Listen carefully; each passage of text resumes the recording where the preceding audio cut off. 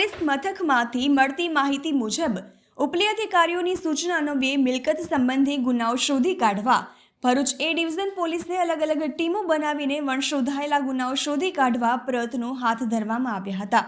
જે આધારે ગુજરાત સરકારના મહત્વાકાંક્ષી વિશ્વાસ પ્રોજેક્ટ અંતર્ગત ભરૂચ શહેરમાં વિશ્વાસ પ્રોજેક્ટ અંતર્ગત લાવવામાં આવેલ સીસીટીવી કેમેરા તેમજ હ્યુમન ઇન્ટેલિજન્ટ દ્વારા મળેલી માહિતી મુજબ આજથી આશરે 5 મહિના પહેલા ભરૂચ શહેર બી ડિવિઝન પોલીસ સ્ટેશનમાં નોંધાયેલા ચોરીના ગુનામાં સામેલ ઈસમ નામે જસબીરસિંહ ટાંક નામનો ઈસમ સંડોવાયેલો છે, જે હાલ સાબોગઢ ઝુંપડપટ્ટીથી નીકળીને GJ16DN0340 નંબરની બાઇક લઈને શક્તિનાથ તરફ જઈ રહેલો છે।